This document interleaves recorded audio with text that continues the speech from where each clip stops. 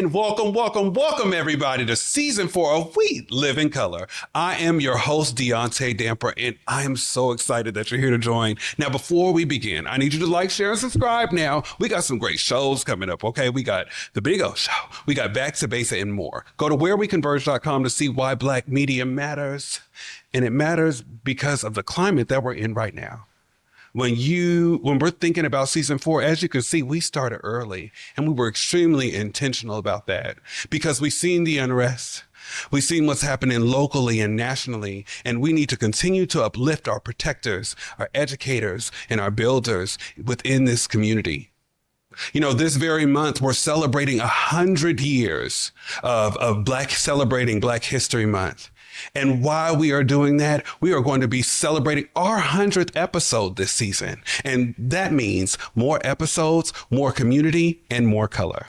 Speaking of which, that also goes with partnerships. SGN's historic legacy with delivering the news for our community. It needed to be seen and it needed to be heard right here in this studio. So without further ado, here is Madison and Maddie to give us a great news update. Go ahead.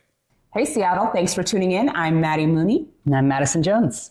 And we're from Seattle Gay News, giving you a queer-led roundup of your local community news. Our top story of the day: was Seattle's negligence during the CHOP protests responsible for the death of teenager Antonio Mays Jr.? Well, the answer is yes, according to a jury who have now decided that the city owes the Mays family more than $30 million in damages, ending an intense civil trial that took 5.5 years to fully unfold.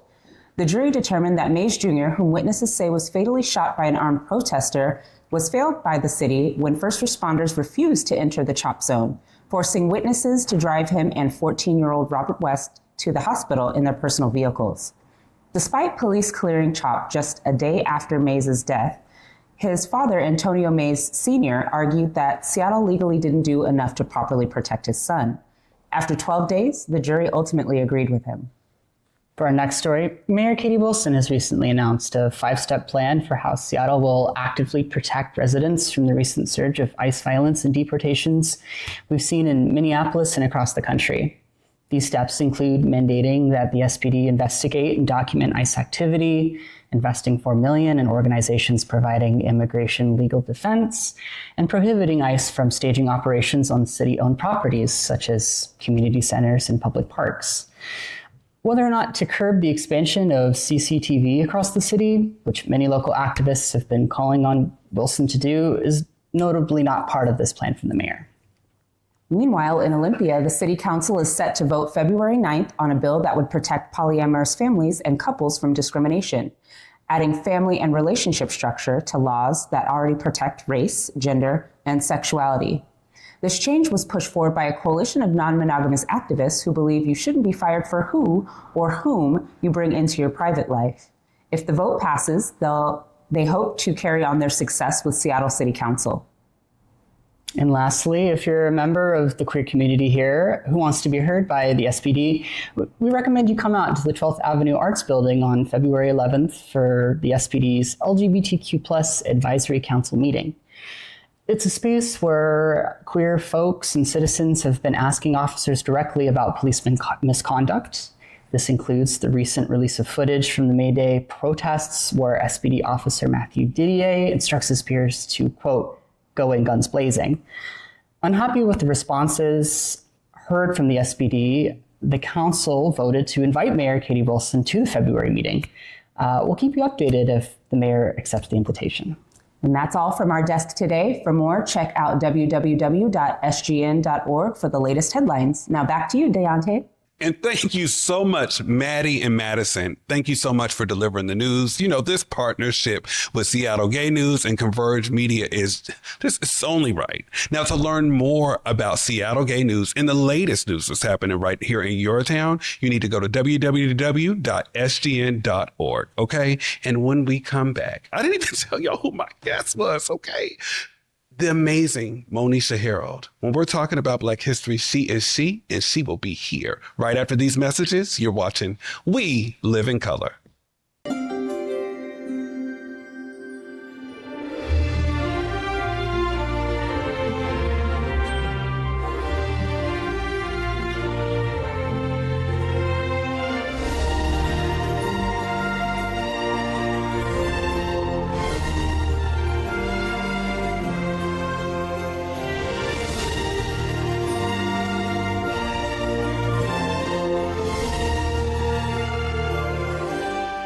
Seattle Opera presents the celebrated opera Fellow Travelers, a powerful love story with a ravishing score. Fellow Travelers is called A Gay La Boheme. On stage February 21st through March 1st at McCall Hall. Details at seattleopera.org. The legendary Broadway show is back. The music, the voices, the legend returns. The Wiz, playing the Paramount Theater February 10th through 15th. Tickets at stgpresents.org. And welcome back, everybody, to season 4 premiere of We Live in Color. I'm your host, Deontay Damper, and I am so excited. I already told y'all about Black History Month in 100 years, but we have some leaders that have been champions and are a part of our Black history here. So without further ado, finally, Monisha Harrell. Thank you so much for having me. I have been trying to get you on here. What, season 1, something around that time? I told you, anytime. Yeah. It's been a joy watching this show grow, watching Converge just continue to fill much needed space in community. And so an honor to be here today. Well, I'm excited to have you, and just thinking about your legacy in community. And we were talking during the break, and just like you were talking about Garfield, right? Yes, we support our Bulldogs here. I will always talk about Garfield. I mean, that is my original home. And, you know, we were talking that Omari and I, longtime classmates, and a lot of people will say, like, why was it so special? And I was trying to say it was special because it was a competitive environment. Like, it was one of those environments where people were going to push you. People were going to challenge you in a way that lets you grow, but you knew that they were doing it from a place of love and a place of compassion. And so I would always say my biggest critics are from Garfield, and also my greatest supporters were from Garfield. And that environment, in that place, always holds a special place for me, because I wouldn't be me without that experience. You know, shout out to the dogs for that. You know? and you know, I think I get the energy from a lot of Bulldogs. So, you know, even with your identity being lesbian women in our community, but were you able to affirm that at the doghouse? You know, this is the funny thing, is that, you know, I didn't know at the time. Look, okay. You know, right. some figuring people it out. Some people get it early. Some people have to arrive in it. Mm-hmm. And so I didn't know, but I didn't know how my Garfield family would respond. And so there was a little bit of hesitation. There was a little bit of like, okay, I'm going to try to do this and let's see where it goes. And nobody blinked, yeah. Right? Like, I got the same love. I got the same support. I got from a few folks that were like, yeah, okay, we knew that. And I'm like, well, damn, you could have told me. Right. But it wasn't, there was no different treatment. It was all still love. And that was that environment, right? It was acceptance for who we are, a love of the diversity that we had, and still pushing you to be as great as you can be, whoever you are. See, and I love that. You know, most of the time when we hear stories of people's coming out journeys, and I love to ask Black and brown folks in our community, because with church and the standard way, structured way that we should be in relationships, right? Most of the time we're harmed, right? Yeah. But you were able to be accepted. I love that. You know, it was an interesting experience, because I think that there's always a, well, I'm going to come out, I'm going to be myself. And you know that you risk losing people you love and care about. But I will tell you that I got nothing but love and support from those around me. And as it turns out, we have a number of queer people who were at Garfield at that time period. Mm-hmm. And I don't know what it is. I think that there's this ability to love somebody and let them self-actualize that allowed so many of us to come out and to be ourselves and to be loved and supported by those who were our friends and family then and who remain our friends and family now. Yeah. You know, I think that I agree. And then I wanted to ask you another question, and it was about Columbia University. So throughout that journey, what was your major and how did you navigate through that? Did it change now? Yeah. So I always knew that I had a creative flair, and I channeled that through writing. And so I went to Columbia to study film studies, screenwriting in particular.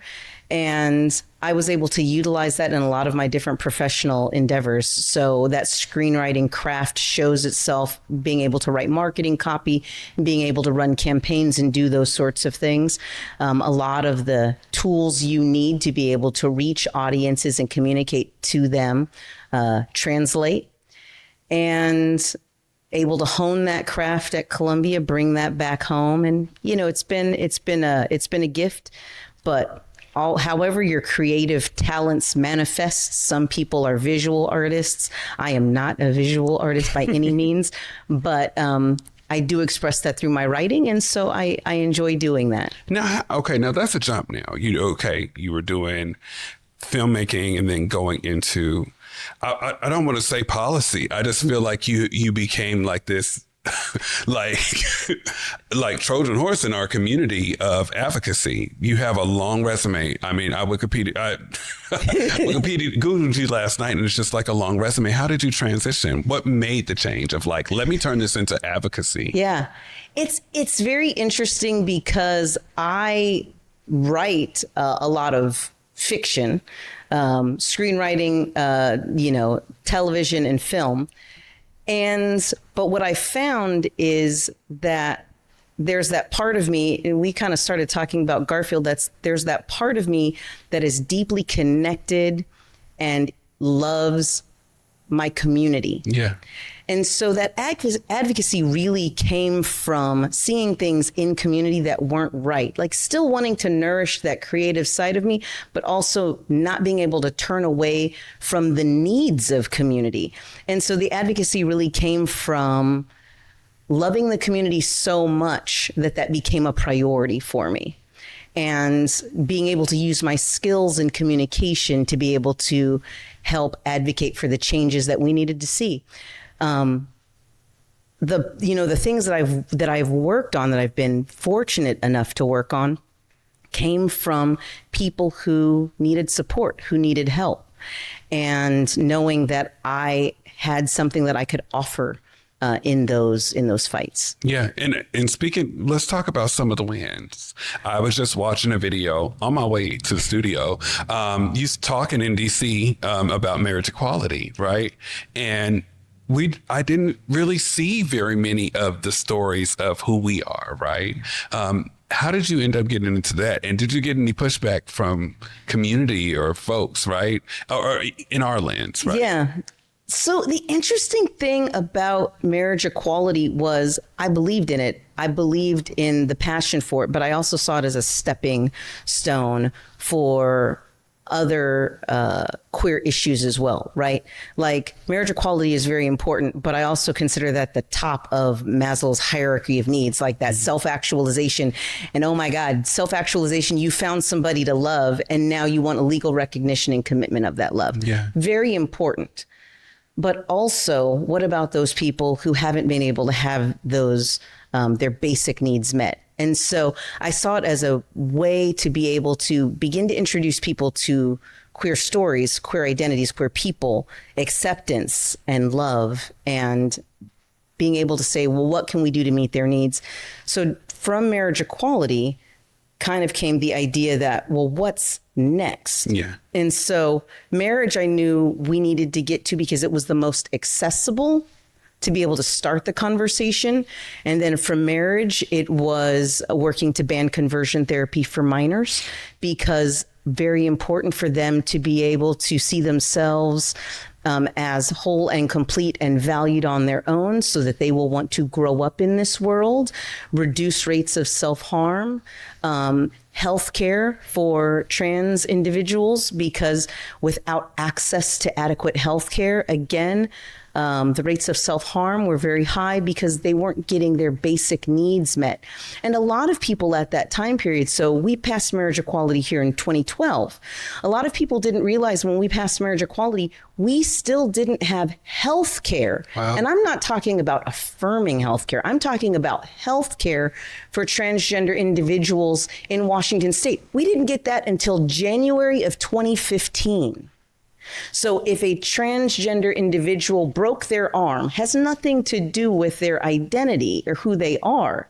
But if they broke their arm, they could be denied basic health care up until January of 2015. And if you think about just what a short time ago that was, 11 years, we're talking about really low on Maslow's hierarchy of needs, basic care. So those are the things that really pulled me in, and marriage was a pathway to begin those conversations. Yeah, listen.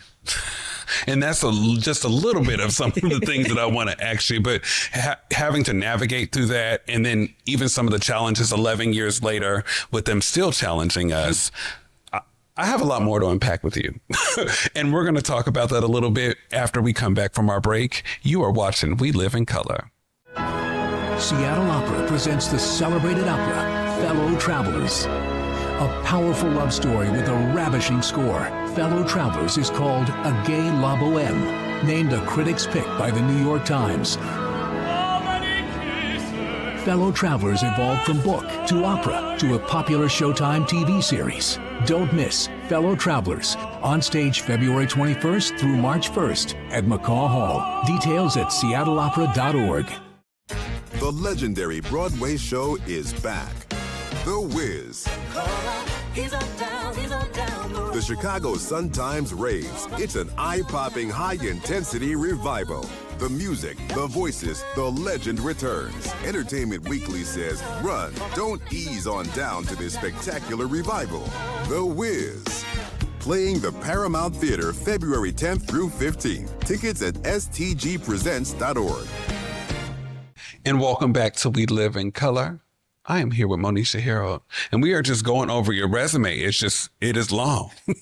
So you were the deputy monitor for SPD. Yeah. Now we get to unpack some other stuff, right? So what did that position look like? And I mean, that's a jump. I would say a drastic jump. Yeah. What made you get into that position?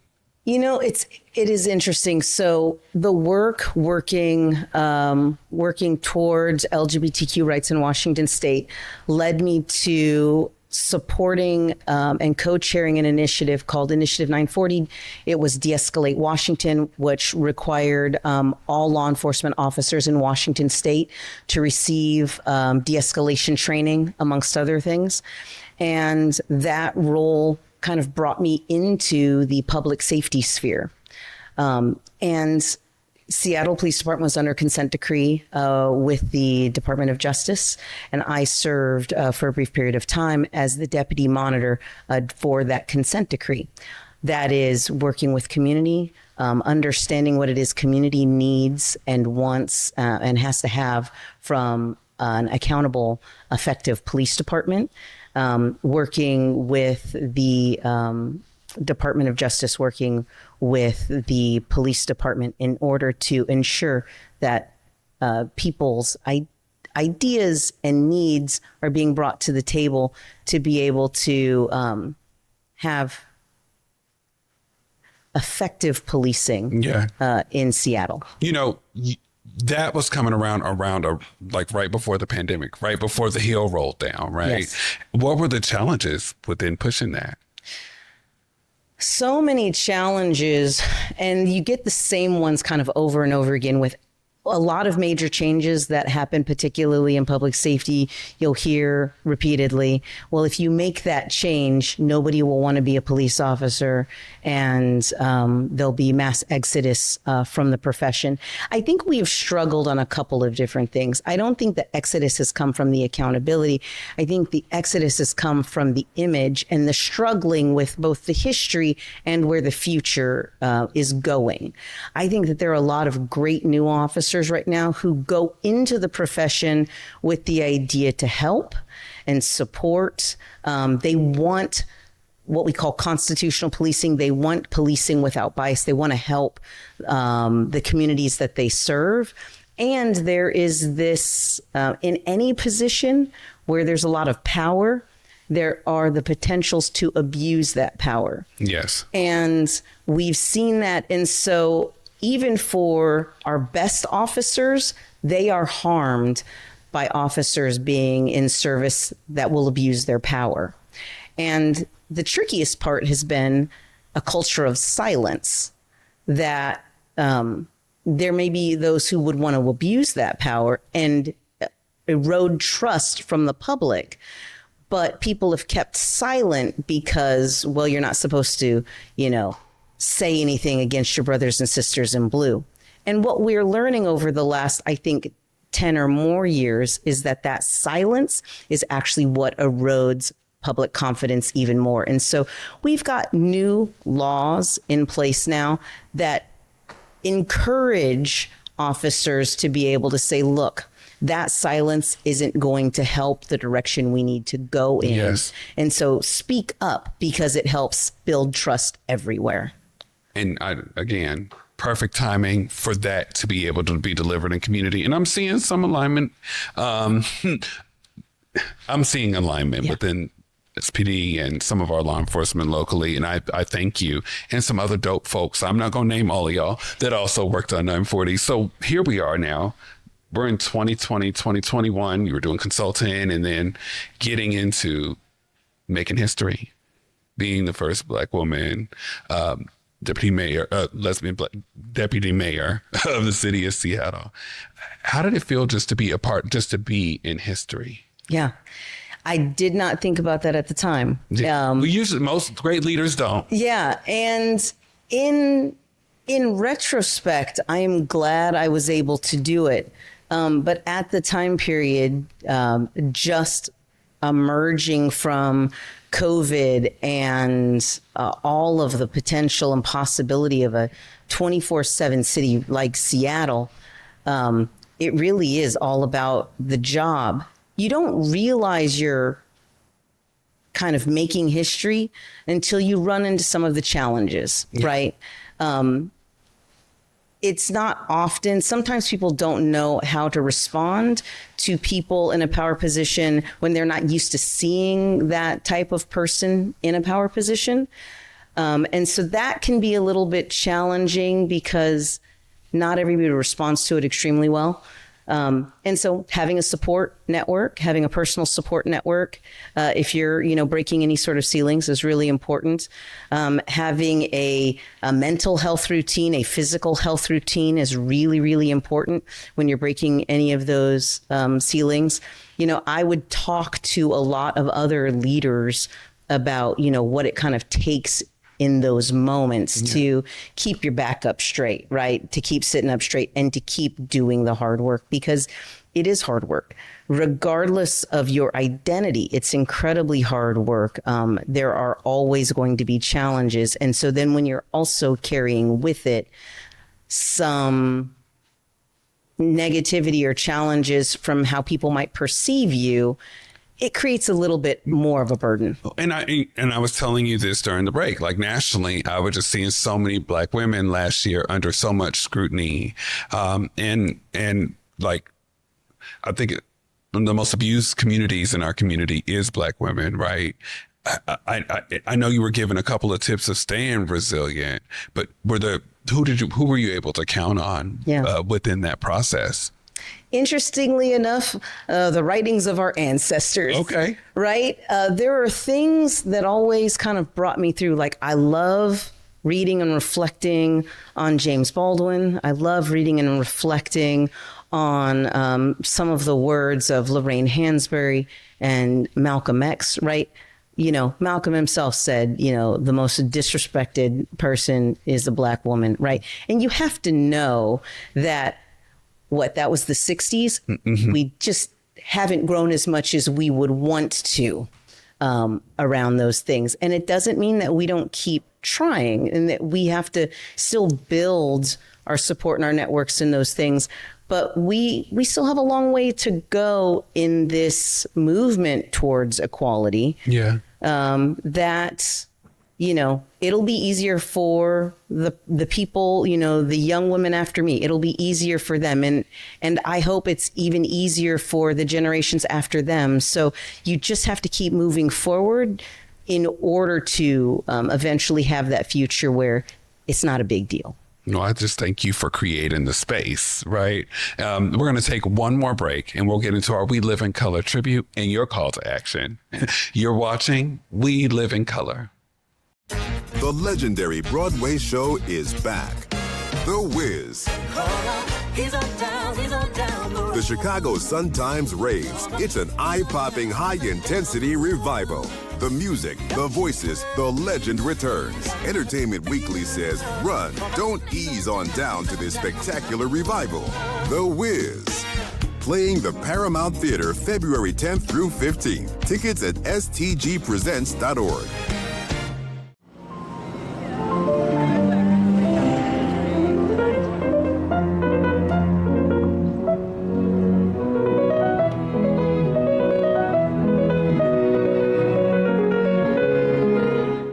Seattle Opera presents the celebrated opera Fellow Travelers, a powerful love story with a ravishing score. Fellow Travelers is called A Gay La Boheme.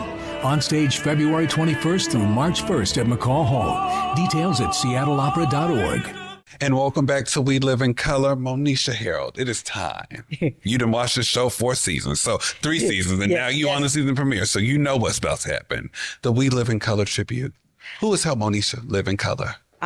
You know what? I wouldn't be here if it wasn't for both of my grandmothers. Let's say their names. So Rose Harrell and Marjorie Cottom, I speak their name because, again, some of my biggest critics, but also my biggest fans. And the one thing that I learned from both of them is this ability to give into community, to give of and of community, be of community, and truly be themselves, authentically themselves.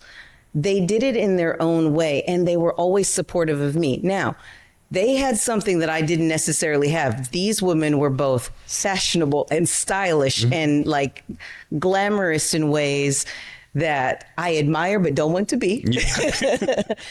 But they still embraced and loved me for who I was, even if they didn't understand it all the time. You know, we talked earlier about the fight for marriage equality.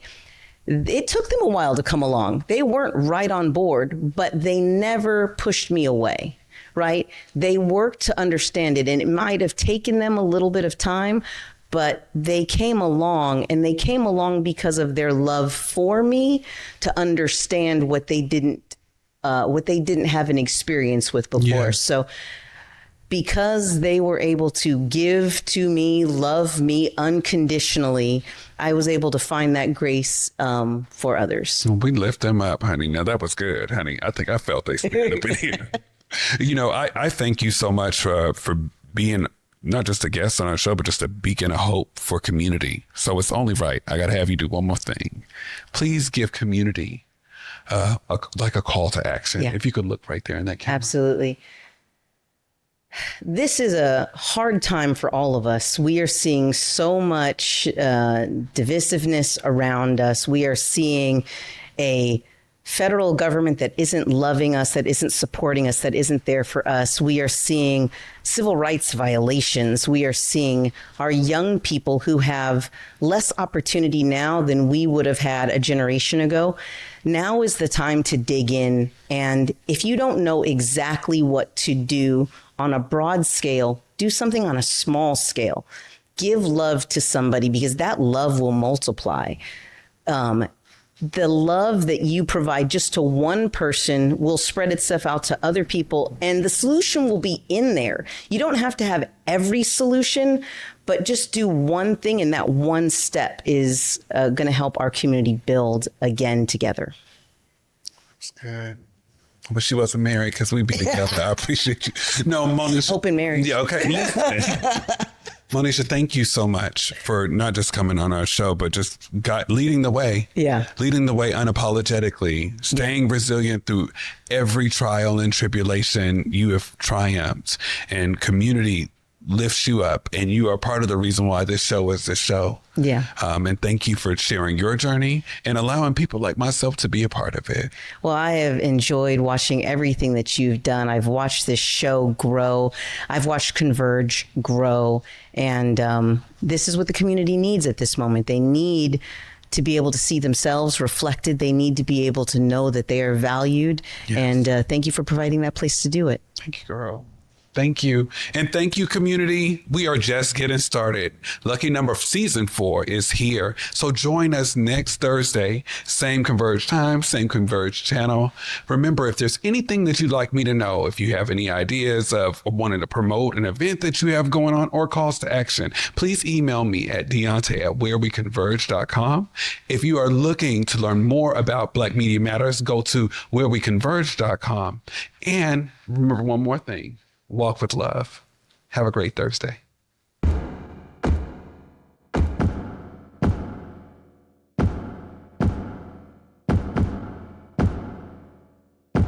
Hey everybody, Deontay Damper. To learn more about our blog posts, community events, and more, go to whereweconverge.com.